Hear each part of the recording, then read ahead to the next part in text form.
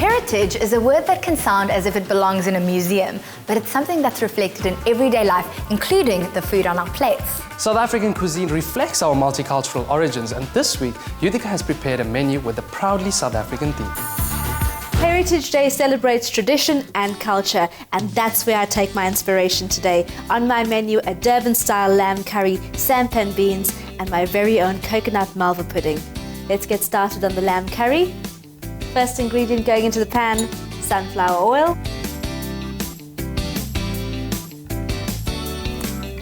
And then a cinnamon stick and bay leaf.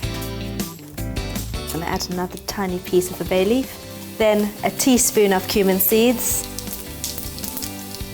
Next, the chopped onion.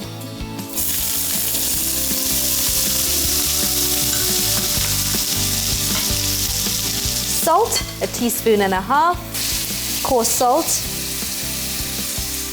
Stir the onions through.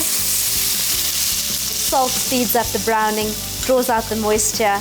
Once the onions are golden brown, they give off the best flavor and they dissolve into the sauce and thicken it too. Ginger and garlic going in. I'm using 2 parts of ginger and 1 part of garlic.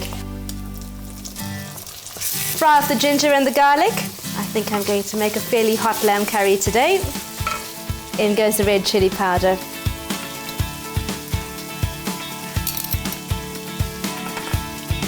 About 3 tablespoons going in.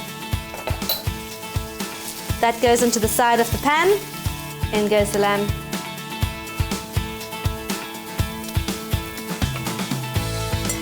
I'm using lamb knuckles for this.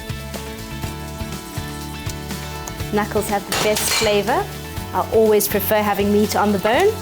Stir the lamb through in that spicy masala paste. And now in goes the cumin, coriander and garam masala. A teaspoon of cumin. 2 teaspoons of coriander. Teaspoon of garam masala. And a pinch of turmeric.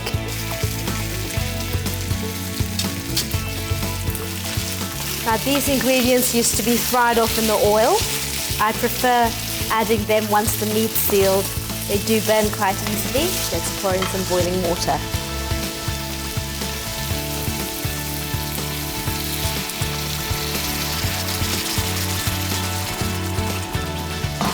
Once the boiling water's in, those onions dissolve and they form a sauce almost immediately. Leave the lamb to simmer for about 45 to 50 minutes. It should be about 90% cooked before you add the potatoes. For right now, cover it with a tight-fitting lid and leave it to simmer. Now for the dessert. This is a traditional Greek tart recipe and I've combined it with a Marva pudding sauce, 2 of my favorite things. Now first ingredient, into the mixing bowl, some soft butter, 185 grams, and always use soft butter in this recipe. Sugar,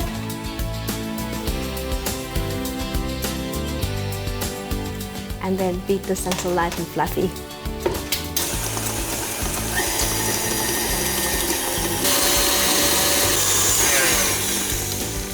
The butter's light and fluffy, the sugar's dissolved slightly, time to add the eggs.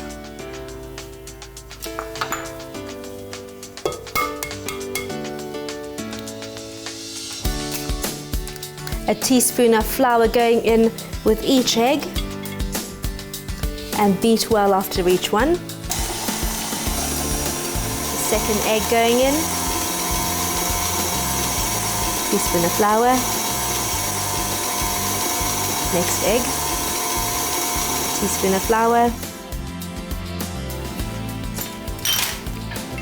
Now, half the flour going into the mixing bowl.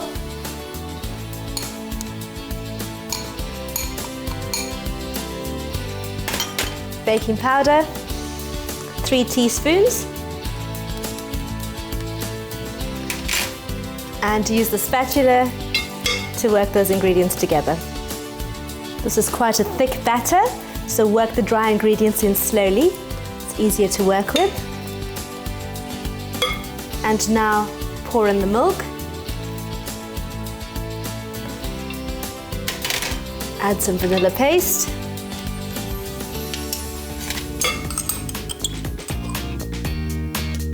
2 cups desiccated coconut,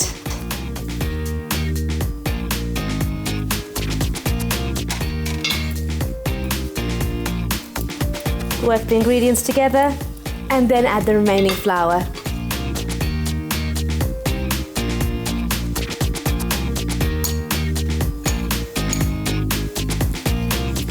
Use the spatula, scrape the bottom of the mixing bowl just to make sure all the ingredients are well combined.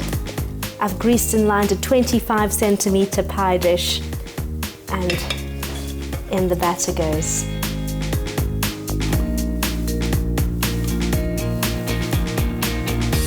Use the spatula and smooth the mixture down over the pie tin. Pop this into a preheated oven, 170 degrees Celsius for 55 minutes to 1 hour. Let's check on the lamb. It's starting to come away from the bone. Now for the potatoes.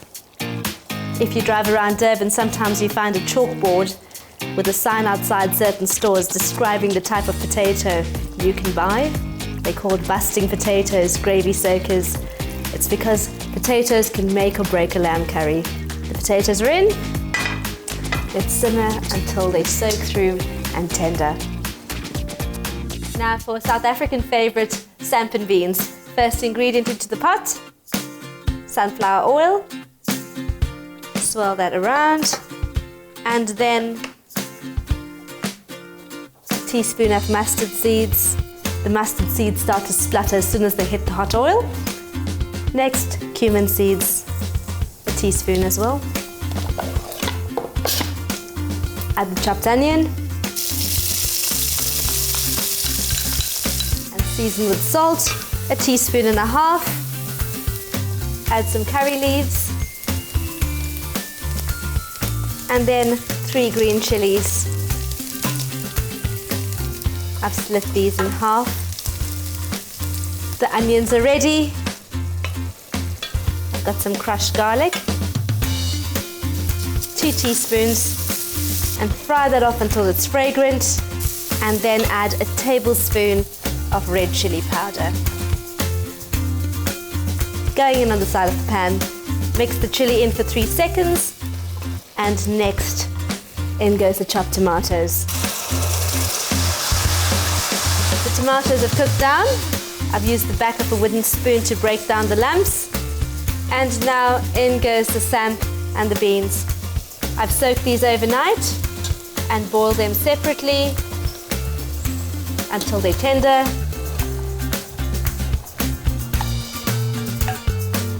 Some boiled water going in. Say about 1.5 cups. This mixture's quite thick. Simmer on a low heat, prevent it from burning, and simmer for about 5 minutes. Let's have a look at the lamb. The potatoes have softened, they're starting to break up. Make a well in the center, and now last ingredient, tomatoes.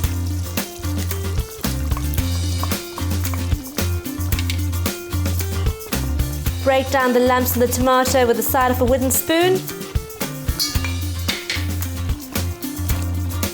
Swirl the pot around just to make sure I don't break the potatoes. Simmer for about 2 to 3 minutes, and that's done. Let's have a look at the coconut tart. Smells heavenly. It's ready. It's come away from the sides of the pie tin. Really good. Now for the coconut Marva sauce. Got a pan here, coconut milk.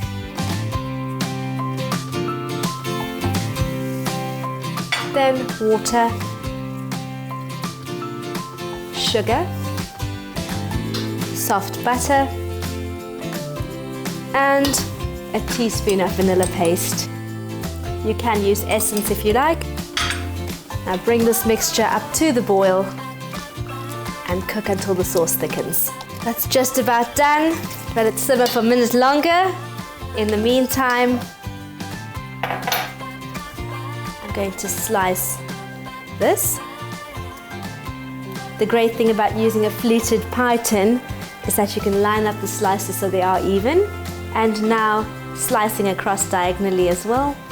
Spoon the lovely coconut Marva sauce over the tart.